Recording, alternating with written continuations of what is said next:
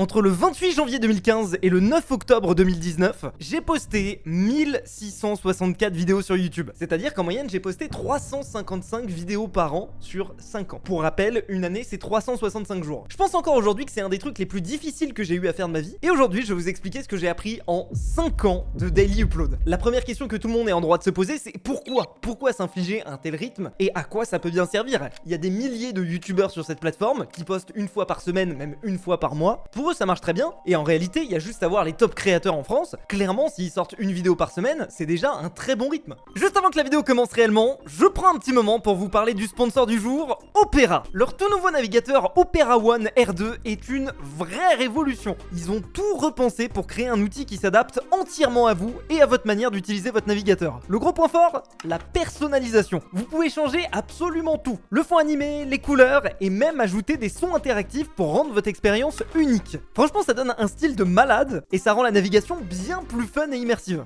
Et pour les adeptes des 36 onglets ouverts, Tab Islands va vous sauver. Vous pouvez organiser vos onglets en groupe, par projet ou par thème, et quand ça devient le bazar, vous les pliez pour faire de la place. En plus de ça, si vous êtes paumé dans vos 36 onglets ouverts, pas d'inquiétude, vos pages récemment visitées laissent des traces avec un petit underscore. Comme ça, vous retrouvez plus facilement les onglets que vous avez récemment utilisés. Bon, et pour finir, la petite cerise sur le gâteau, le mode split screen, c'est une pépite. Vous avez besoin de travailler sur 2 pages en même temps? Vous avez juste à faire glisser un onglet et votre écran se divise instantanément. C'est simple, efficace et hyper intuitif. En plus, on n'en a jamais assez. Opera R2 a sa propre intelligence artificielle, Aria. Vous pouvez la solliciter quand vous voulez, en 2 clics, et ça vous permet d'affiner vos recherches. Et vous pouvez même créer vos propres illustrations avec vos prompts. Opera One R2, c'est donc le navigateur parfait pour transformer votre quotidien en ligne. Et en plus, il est gratuit. Le lien pour le télécharger est en description. Et merci encore à Opera de sponsoriser cette vidéo et de soutenir la chaîne. Bon, déjà, il faut remettre les choses en contexte. On est en 2015 et YouTube ressemble pas du tout à ce à quoi est-ce qu'il ressemble aujourd'hui. Déjà, c'est beaucoup moins professionnalisé. Il n'y a pas de grosses productions comme celles qu'on peut voir aujourd'hui. Et surtout, on est encore dans une époque de la quantité. Quelque part autour de 2013 ou 2014, YouTube a changé légèrement son algorithme pour favoriser le watch time plutôt que les vues. Vous avez probablement déjà entendu ce mot, watch time. Qu'est-ce que ça veut dire? Ça veut dire le temps moyen que les gens regardent votre vidéo. Si je poste une vidéo de 10 minutes sur YouTube, en moyenne les gens vont regarder, je sais pas, 6 ou 7 minutes, et c'est cette donnée que YouTube va regarder pour plus ou moins mettre en avant le contenu. Et bah en 2015, quand j'ai commencé ma run de daily upload, le watch time était extrêmement important. Et c'était tellement important qu'en fait, plus vous postiez, plus vous étiez mis en avant. C'est d'ailleurs pour ça qu'il y a pas mal de youtubeurs qui à cette époque faisaient du daily upload. En France, le premier qui me vient à l'esprit, c'est par exemple Pierre Cross, qui avait, je crois à un moment annoncé qu'il allait faire un daily upload pendant 30 jours, et ensuite qui a tenu son daily upload pendant plusieurs mois, voire même plusieurs années, je me souviens plus exactement de la timeline, mais en tout cas ce qui est sûr c'est que c'était une époque de la quantité. En plus de ça, moi de mon côté, à partir de 2015, ma chaîne a commencé à avoir un petit peu de traction. J'ai déjà raconté plusieurs fois cette anecdote, mais moi j'ai commencé ma chaîne YouTube en 2012. De 2012 à 2015, j'ai presque rien eu, en gros en 3 ans j'ai fait 10 000 abonnés, mais moi au fond ce dont je rêvais c'était vraiment de vivre de YouTube, c'était d'avoir une plateforme, de pouvoir faire des vidéos et que ce soit mon métier en fait. Et le jour où j'ai senti qu'il y a eu un début de fonctionnement pour moi, où YouTube a commencé à démarrer, je me suis dit ok, là Julien, il faut pas que tu lâches, il faut que tu donnes tout et ton objectif, ça va simplement être de prendre la boule de neige qui est en train de se former et de lui donner un maximum de vitesse. C'est du coup à partir de cette période-là que, un petit peu sans trop le vouloir, j'ai commencé à faire une vidéo tous les jours. En janvier 2015, j'avais 10 000 abonnés, en septembre 2015, j'en avais 100 000. À partir de là, j'ai commencé à me dire que voilà, il y avait peut-être quelque chose et qu'il fallait pas que je le lâche. Et je pense que cette expression, il faut pas que je le lâche, c'est ça qui m'a poussé pendant toutes ces années à faire du daily upload. Parce que j'avais d'une certaine façon la conviction que si j'arrêtais de poster une vidéo tous les jours, ma chaîne commencerait à péricliter, je commencerai à faire moins de vues, les gens commenceraient à se désintéresser de moi. À l'époque, je regardais beaucoup de daily vlogs, en gros c'était surtout aux États-Unis, des youtubeurs qui filmaient leur journée tous les jours, voilà, ils postaient un vlog tous les jours quoi qu'il arrive, qu'il pleuve, qu'il vente, qu'il mouille. L'un des plus connus étant par exemple Casey Neistat, qui a fait une run de plusieurs années à poster un vlog par jour sans en rater aucun. Et moi ce que je faisais c'est que j'analysais du point de vue du viewer, je me disais mais en fait je kiffe ces vlogs, mais la raison pour laquelle je kiffe ces vlogs, c'est parce que j'en ai un tous les jours. Si j'en avais un tous les 2 ou 3 jours, et ça me détacherait un petit peu du truc. J'ai apporté cette analyse que j'avais par rapport à moi, mes habitudes de visionnage, sur mon propre contenu, et j'en suis venu à la conclusion que si je ratais un jour, c'était vraiment catastrophique. Cette impression, elle a été d'autant plus exacerbée parce que à l'été 2016, je suis parti en vacances avec mes potes, j'ai fait un tour d'Europe, et j'avais pas préparé suffisamment de vidéos à l'avance pour pouvoir faire une vidéo par jour. Ce qui fait que j'ai raté plusieurs jours de daily upload, et ça a coïncidé avec une grosse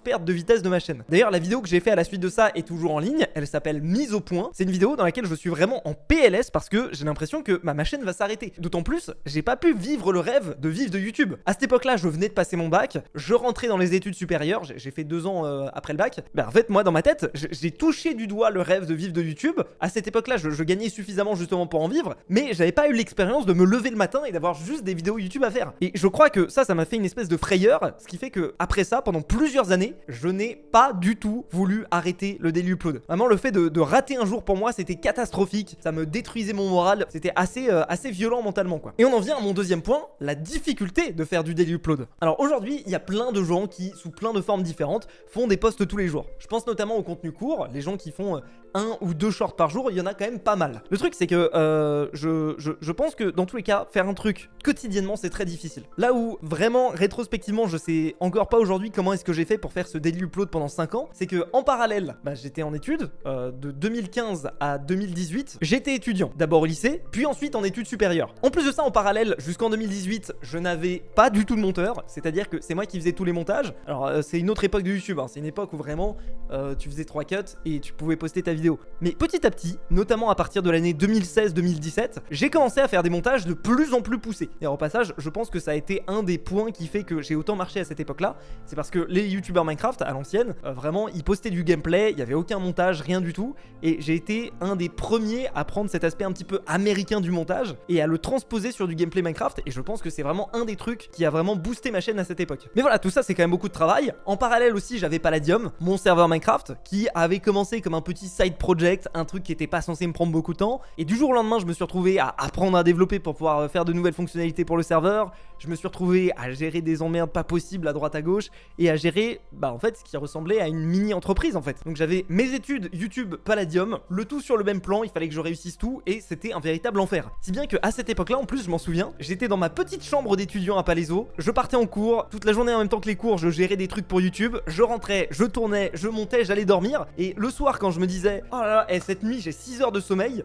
c'était royal. En gros pour moi c'était une grasse mat quoi, 6 heures de sommeil. C'est d'ailleurs assez dingue de voir à quel point est-ce que le corps humain est capable de s'adapter aux situations dans lesquelles on les met. Alors évidemment j'étais pas du tout en situation de danger, j'étais pas du tout dans la sauce ou quoi, mais je me suis tellement convaincu que j'avais besoin de poster tous les jours et de tenir ce rythme qu'au final mon corps il a réussi à tenir. Peut-être que ça aura des répercussions quand je serai plus âgé, peut-être que je vais mourir plus jeune, peut-être que mes espèces de grosses cernes elles viennent de là et de cette époque, mais en tout cas j'ai réussi à tenir. Et en parallèle mes vidéos étaient de plus en plus complexes, c'était des concepts de plus en plus poussés, de plus en plus montés et ça commençait à devenir très très difficile à tenir. Mais moi en parallèle j'avais toujours cette idée que ok il faut que je vive de YouTube, il faut que j'arrive à prendre ce truc et à le tenir jusqu'à la fin de mes études pour ensuite une fois que j'ai terminé mes études pouvoir vivre de YouTube et pouvoir kiffer. J'étais persuadé que le jour où je serais à plein temps sur YouTube ma vie serait trop bien. Après tout j'arrivais à poster une vidéo par jour sur YouTube et en parallèle aller en cours. Et du coup le jour où j'ai plus les cours, vraiment j'aurai trop de temps en fait, ça sera trop bien. Vous allez voir dans mes apprentissages qu'en réalité c'est plus complexe que ça. Dans tous les cas si vous voulez vous rendre compte du niveau de matrixage que j'avais à cette époque, je me souviens que tous les ans j'essayais quand même de partir en vacances avec mes potes. C'était un petit peu une tradition que j'avais, mais le truc c'est que après 2016, quand je suis parti en vacances faire un tour d'Europe avec mes potes, je ne voulais plus que ça se produise, je voulais plus sauter aucun jour d'upload. En 2017, avec mes potes, on a décidé de partir en Thaïlande. Et alors là, c'était la course à essayer de tourner le plus de vidéos possible avant le départ. Au total, je crois que j'avais quelque chose comme 14 ou 20 vidéos à tourner en amont, ce qui est gigantesque. Aujourd'hui, je pourrais plus le refaire. À l'époque, les vidéos étaient un petit peu plus simples, mais dites-vous que j'avais pas de monteur et que je devais préparer 20 vidéos d'avance en parallèle avec les cours et en parallèle en continuant de daily upload et en parallèle avec Palladium. Encore aujourd'hui, je sais pas exactement comment je fais. Je me souviens juste que la veille du départ, j'avais pas du tout finir ou quelque chose comme ça et il s'est passé quelque chose qui s'était jamais produit dans ma vie. J'arrivais plus à respirer en fait. J'essayais de respirer mais mon cœur il battait super vite. J'avais l'impression de m'étouffer en fait. Rétrospectivement, je pense que c'était une crise d'angoisse que je n'avais jamais fait en fait jusque-là et ce que je n'ai pas fait depuis d'ailleurs au passage. Mais voilà, ce jour-là, j'ai fait une espèce de gigantesque crise d'angoisse et j'arrivais pas à m'arrêter, j'arrivais pas à contrôler mon corps. Tout ça du fait que j'avais pas suffisamment de vidéos en avance pour poster, pour partir en vacances. Et quand je dis pas suffisamment de vidéos en avance, il devait m'en manquer une ou deux. C'est très peu quoi. Mais c'est vous dire à quel point c'était grave pour moi de rater des jours d'upload. D'ailleurs, pour la petite anecdote, vu que je savais pas ce qui se passait, je suis sorti de chez moi, j'ai fait un tour en courant du pâté de maison en me disant ah c'est juste que je suis fatigué, il faut que je me fasse une petite course pour me réveiller. Bon, spoiler, quand on n'arrive pas à respirer, c'est pas une très bonne idée de faire une course, mais en tout cas ce qui est sûr c'est que ça m'impactait énormément. Quelques années plus tard, je me souviens que quand j'ai emménagé dans mon appartement, c'était un petit peu la course parce que d'un côté je devais faire mes vidéos. Pour la petite anecdote, une vidéo globalement je commençais à 9h du matin, je terminais entre 18h et 20h et il y avait pas de pause en fait, j'avais 1h le midi pour manger, c'était vraiment genre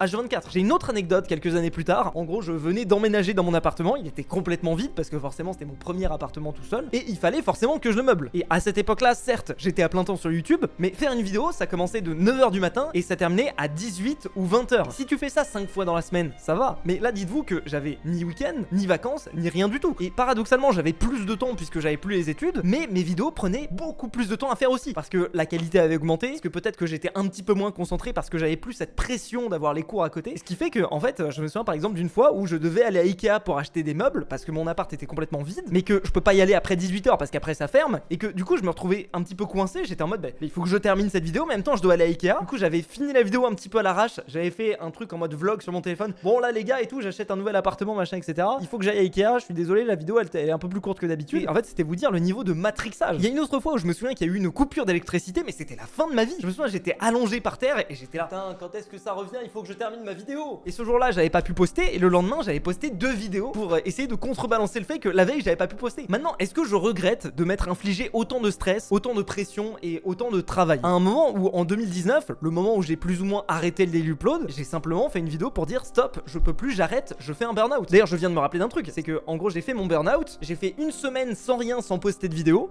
Dans ma tête c'était la fin de ma carrière, mais physiquement en fait je me levais le matin, j'arrivais devant l'ordinateur, je n'arrivais pas à enregistrer en fait, c'était plus fort que moi. J'ai fait une semaine de pause et quand je suis revenu, je me souviens que je m'étais mis un défi, j'ai dit ah bah pendant les 30 prochains jours daily upload, sinon, et je m'étais mis un gage si jamais j'arrivais pas à faire le daily upload. C'est-à-dire que ouais en fait vraiment je vivais YouTube de A à Z, du matin jusqu'au soir, tous les jours sans aucune vacances, et ça c'était dur. Mais du coup qu'est-ce que j'ai appris? Enseignement numéro 1, la loi de Parkinson. Vous vous souvenez un petit peu plus tôt quand je vous ai dit que dans ma tête, quand j'allais passer à plein temps sur YouTube, ça allait être incroyable, j'allais avoir le temps pour faire toutes les choses que j'ai mis de côté, toutes les choses que j'ai sacrifiées pour une bonne partie de ma vie parce que j'étais focus sur YouTube. Et bah c'est clairement pas ce qui s'est passé. C'est ce que je vous disais un petit peu plus tôt, mais à partir du moment où j'ai commencé à être à plein temps sur YouTube, et bah mes vidéos ont pris beaucoup plus de temps à faire. Parce que déjà j'étais plus ambitieux avec, mais aussi et surtout parce que bah, je pense que je glandais un petit peu plus. Entre deux recs, je matais une petite vidéo sur YouTube, je commençais un petit peu tard le matin parce que j'étais fatigué. Voilà, ce genre de truc. Une fois il y a quelqu'un qui m'a dit, je sais plus qui, une tâche c'est comme le gaz, ça va prendre tout l'espace que tu lui donnes. Je m'explique. En gros imaginons que vous devez faire vos devoirs, vous avez qu'une heure pour faire vos devoirs, et bah ça prendra 1 heure de les faire. Vous avez 8 heures pour faire vos devoirs, vous allez prendre 8 heures parce que vous allez glander un petit peu, parce que vous allez plus vous appliquer, parce que vous allez être un petit peu moins efficace. Et bah c'était exactement pareil sur YouTube. Ce qui fait que en fait j'avais aussi peu de vie avant être à plein temps sur YouTube que après être à plein temps sur YouTube. Et ça m'a donné vraiment une véritable leçon, c'est qu'en fait il faut compartimenter quand on a une tâche à faire. Il faut se dire cette vidéo là j'ai que la matinée pour la faire et après je vais faire autre chose. Sinon bah vous allez juste pas avoir de vie et vous allez faire YouTube toute la journée. Si ce que vous voulez faire c'est YouTube. Enseignement 2, il faut avoir un pourquoi fort. Il y a quelques semaines de ça j'ai posté une vidéo sur cette chaîne dans laquelle je disais que j'avais l'impression de rater ma vie. Pourquoi? Parce qu'en fait j'arrivais juste plus à travailler au même niveau et à la même intensité que fut un temps quand je faisais le daily upload. Et j'ai longtemps essayé de comprendre pourquoi. D'autant plus que à l'époque où je faisais du daily upload, j'étais un petit peu, on va dire que je jugeais un petit peu les autres youtubeurs qui étaient pas aussi productifs que moi. Je me disais mais attends mais lui il poste une vidéo tous les 3 jours, mais moi je poste une vidéo de la même qualité tous les jours, mais qu'est-ce qu'il fait en fait? Il branle rien, c'est un glandeur quoi. Je me disais ça en fait. Et rétrospectivement en fait je me rends compte que la raison pour laquelle les gens mettaient 3 jours à faire des vidéos, c'est parce que peut-être qu'ils ont pas un pourquoi suffisamment fort pour faire une vidéo par jour. Moi mon pourquoi il était très clair. Dans ma tête, si je postais pas une vidéo par jour, ma chaîne mourrait. Je me retrouvais au chômage et enfin voilà, en gros c'était complètement irrationnel, mais mon pourquoi était tellement fort que au final, j'ai trouvé un moyen de faire fonctionner le fait de faire une vidéo par jour. Ça c'est à la fois très embêtant quand on perd son pourquoi, et moi je pense que j'ai perdu mon pourquoi de faire du daily upload. C'est pour ça que je n'y arrive plus et je n'y arriverai plus. En tout cas, à moins qu'il se passe quelque chose dans ma vie. C'est très fort puisque je suis persuadé que si demain, si je fais pas du daily upload, je me retrouve à la rue, et ben je peux réussir à le faire. C'est juste qu'il faut que mentalement, t'aies une motivation intrinsèque qui ait de la valeur à tes yeux. C'est pas juste ah je veux gagner de l'argent, parce que je veux gagner de l'argent ça veut rien dire. Mais si c'est ah purée je veux sortir mes darons de la pauvreté, j'en sais rien, et bah peut-être que pour toi c'est un pourquoi qui est suffisamment fort pour te motiver à travailler à fond. C'est pareil pour le sport en fait. Si tu te dis je vais faire du sport parce que je veux être extrêmement musclé pour un truc qui est insipide, t'y arriveras pas. Si c'est parce que souffre de ça tous les jours tu penses je me sens pas à l'aise dans mon corps, vraiment ça te torture, en fait ton pourquoi il va être tellement puissant que tu vas y aller quoi qu'il arrive tous les jours à la salle. Et donc ça a un petit peu changé la façon dont j'approche le travail et j'essaie d'être un petit peu plus intentionnel dans ce que je fais. Enseignement numéro 3, l'herbe n'est pas plus verte de l'autre côté. Ça revient un petit peu sur mon enseignement numéro 1, c'est que j'avais l'impression que quand je serais à plein temps sur YouTube, tout serait facile. J'aurais énormément de temps, tous les problèmes qu'il y avait dans ma vie qui étaient liés au fait que j'avais le temps de rien faire, vraiment c'était, enfin voilà, j'étais un no-life. Et bah dans ma tête, dès que je serais à plein temps sur YouTube, ça y est, plus aucun problème, ma vie serait parfaite. C'est une illusion de se dire dès que j'aurai ce truc, ma vie sera parfaite. Et le truc c'est que c'est ce genre d'enseignement qu'il faut vivre pour pouvoir l'appliquer dans sa vie. Si demain je vous dis, je vous donne 1 million d'euros et tous vos problèmes, je vous jure, ne seront pas réglés. Prends 1 million d'euros, mais en fait tu vas te rendre compte que voilà, sur les 3 premiers mois tu vas être trop content, tu vas te faire kiffer, et au bout de 3 mois, et bah tu vas petit à petit voir apparaître les autres problèmes que t'as mis sous le tapis. Et c'est pareil, en fait c'est toujours comme ça. T'as toujours l'impression que l'autre personne vit une meilleure vie que toi, a une meilleure situation et mentalement doit forcément être mieux que toi tu es. Mais en fait non, on a tous nos problèmes et en réalité, chaque situation vient avec ses désagréments. Et ça, il faut en avoir conscience parce que sinon, c'est une véritable souffrance de voir d'autres gens dans une autre situation et les envier, alors qu'en fait, en réalité, mentalement, bah, ils vont pas forcément mieux. Enseignement numéro 4, le travail. Cette période de Daily Upload, elle a été fondatrice pour moi dans qui je suis et dans l'image que j'ai de moi-même. Avant YouTube, j'en ai parlé dans une autre vidéo, mais pour moi, j'étais quelqu'un de normal, j'étais quelqu'un de moyen. En fait, voilà, j'étais quelqu'un de moyen. C'est pas quelqu'un normal, c'est quelqu'un dans la moyenne, qui est pas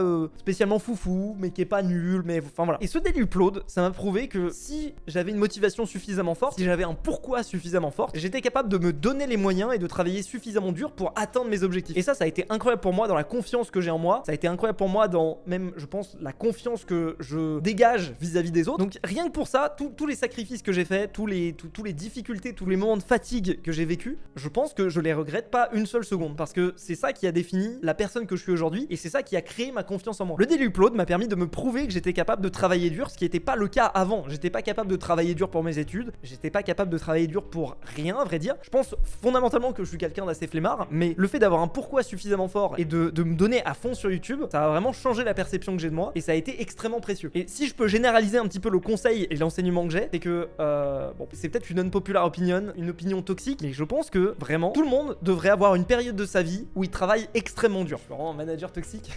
Mais non, je pense vraiment que les périodes de grind, c'est des périodes qui sont extrêmement difficiles sur le moment, mais c'est des périodes qui te définissent en tant que personne. Alors après, c'est peut-être aussi parce que moi, je mets beaucoup de définitions sur ma personne, sur mon travail. En tout cas, ça te permet de te prouver des choses. Je pense que c'est un petit peu la même chose que recherchent les sportifs de haut niveau, qui repoussent leurs limites et qui sont fiers d'eux après, en fait. C'est juste, moi ça, je l'ai pas eu via le sport, ça, je l'ai eu via mon travail. Ça nous amène à l'enseignement 5, la vraie raison de pourquoi j'ai fait ça. Si demain tu me dis, est-ce que tu veux refaire le chemin que tu as eu de 2015 à 2019, le daily upload, les moments difficiles, les moments de fatigue, je dis oui directement. Et c'est pas juste parce que ça m'a permis de me mettre bien financièrement, c'est pas parce que ça m'a permis d'avoir une grosse chaîne YouTube et d'avoir plein d'abonnés. Pourquoi est-ce que j'accepte de refaire ça? C'est parce que ça m'a appris tellement de choses sur moi et ça a tellement défini qui je suis et je pense en réalité que ça c'est quelque chose qui va me suivre toute ma vie en fait. Cette période de 4 ans, 5 ans de travail acharné, c'est une période qui va me définir pour le reste de ma vie et qui va me définir de façon positive en fait. C'est-à-dire que dans tous les cas, même si demain je perds tout, même si demain je sais pas, je deviens pourri en fait, et ben j'aurai toujours une petite voix qui me dit oui mais regarde, t'as été capable de faire ça, ça va, t'as pas raté ta vie en fait, puisque t'as été capable de faire ça à un moment. Alors après c'est vrai que c'est difficile d'avoir vécu son prime à une époque antérieure et je dis pas que c'était mon prime en fait, même en réalité. C'est peut-être mon prime en termes de charge de travail et de confiance en moi envers ma capacité à travailler, mais je pense pas que c'était mon prime d'un point de vue professionnel. Je tiens juste à le préciser. Enseignement numéro 6, le rythme et le mouvement sont des outils incroyables. Ok, si je vous dis, il faut que vous fassiez la meilleure vidéo possible, c'est quoi la stratégie que vous allez adopter? Peut-être que certains d'entre vous vont se dire, ok, je vais faire la meilleure vidéo possible, le premier mois, je vais faire le script, ensuite le deuxième mois, je vais enregistrer la voix off, je vais l'enregistrer plein de fois jusqu'à ce qu'elle soit parfaite, ensuite le troisième mois, je vais faire le montage, ensuite je vais vraiment bien peaufiner le montage, etc. Et au bout de 365 jours, j'aurai une vidéo incroyable. Ok, ça peut être valable. Mais moi, je suis plutôt dans la team des gens qui vont dire, ok, je vais faire une vidéo par jour pendant 365 jours. La première vidéo, elle va être flinguer sa mère. Petit à petit, je vais apprendre à travailler plus vite. Et à la fin, je suis persuadé que la personne qui fait une vidéo par jour pendant 365 jours, elle aura une bien meilleure vidéo qui a été faite en un seul jour que la personne qui a mis 365 jours à faire la sienne. Alors évidemment, toute proportion gardée, hein. Mais en plus de ça, le gros avantage de se donner un rythme, de se mettre en mouvement et de constamment être en train de faire des nouvelles choses, c'est que vous générez de la donnée en fait. Vous générez du feedback. Je poste une vidéo, j'ai un feedback direct le lendemain ou même le jour même. Contrairement à si vous faites une vidéo tous les 365 jours, ça se trouve vous partez dans une direction qui est complètement éclatée, mais personne va vous le dire avant que vous l'ayez mis en ligne. Donc quoi que vous fassiez dans la vie, je pense qu'il faut que vous vous mettiez du rythme. Si vous voulez faire de la musique, et ben mettez-vous un véritable rythme. Essayez de produire des choses et de les produire rapidement. Le but c'est pas d'être dans une société de consommation avec l'idée de produire toujours plus et toujours plus. Ce qui est important c'est pas l'œuvre que vous faites, ce qui est important c'est vous. En fait vous en train de vous forger la capacité de travailler vite, travailler bien, de progresser. Tout ça, ça m'emmène à mon 7e et dernier enseignement. Il n'y a pas que le travail dans la vie. Toute ma vie de mes 15 à mes 20 ans a été rythmée par le travail. Et je dirais même un petit peu plus loin, je pense que jusqu'en 2022-2023, toute ma vie entière était rythmée par le travail. J'utilise souvent l'analogie des châteaux de cartes. J'avais un château de cartes professionnel, un château de cartes personnel, et moi j'ai mis toute mon énergie à construire mon château de cartes professionnel, à faire grossir ma chaîne YouTube, faire grossir mes entreprises, essayer de faire les meilleures vidéos possibles, enfin voilà, ce genre de choses. Je regrette pas de l'avoir fait, mais je pense que c'est pas possible de vivre une vie vie entière là-dessus. Quand t'es jeune, t'as les crocs, t'as envie d'avoir des choses et t'es peut-être un petit peu plus matérialiste que petit à petit quand tu matures. Mais là aujourd'hui, j'essaie vraiment d'avoir un véritable équilibre entre ma vie personnelle et ma vie pro. Alors il y a toujours une forme d'inertie qui fait que j'ai du mal à lâcher du lest. Je me suis tellement construit sur cette idée que bah ok, je suis un charbonneur, que je fais plein de vidéos et que voilà, j'ai envie d'être au top, que c'est difficile des fois de lâcher prise, c'est difficile des fois d'accepter que tu es plus autant au top qu'à l'époque et c'est difficile d'accepter que tu es plus capable de travailler autant. Mais ça vient aussi avec des avantages. Ça vient avec des avantages que bah, aujourd'hui ma vie perso elle est quand même beaucoup plus équilibrée qu'à l'époque. Les souvenirs nous jouent des tours. Parfois on a l'impression qu'une époque ancienne où on était misérable était un petit peu romantisée. Il y a une chanson qui parle de ça vraiment très très bien, je trouve. Je suis pas un très grand fan de PNL, mais il y a une chanson qui s'appelle La misère est si belle et ça parle exactement de ça en fait. C'est deux mecs qui aujourd'hui sont multimillionnaires, qui ont réussi plus que toutes leurs espérances dans la musique et qui romantisent leur vie d'avant, la vie où ils étaient dans la misère, la vie où ils étaient dans une cité à vendre de la drogue. Et en fait, je comprends un petit peu le truc, je comprends le moment où t'es misérable. Alors moi évidemment, j'ai jamais été dans cette situation-là non plus, hein, toute proportion gardée. Mais en tout cas, le moment où j'étais dans mon petit appart étudiant à Palaiso, en train de charbonner comme un malade, à pas dormir, souffrir en fait vraiment physiquement, je souffrais en fait du manque de sommeil, du stress, ce genre de choses. Et bah je romantise un petit peu cette époque et je me dis ah c'était pas mal quand même. J'étais dans un mouvement, j'étais dans un... Et c'est aussi parce que mon pourquoi était très fort en fait. Je pense que quand t'es dans la misère, t'as un pourquoi très fort de sortir de cette misère. Et une fois que tu commences à être un petit peu bien, tu t'embourgeoises, tu te dis ah c'est pas très grave, je suis pas obligé de poster cette vidéo, ça va pas me tuer, ça va pas changer ma vie, enfin voilà. Et je pense que c'est assez facile de romantiser la période du charbon. Voilà, je vous ai un petit peu raconté ma petite histoire, j'espère ne pas être parti dans tous les sens. La bise!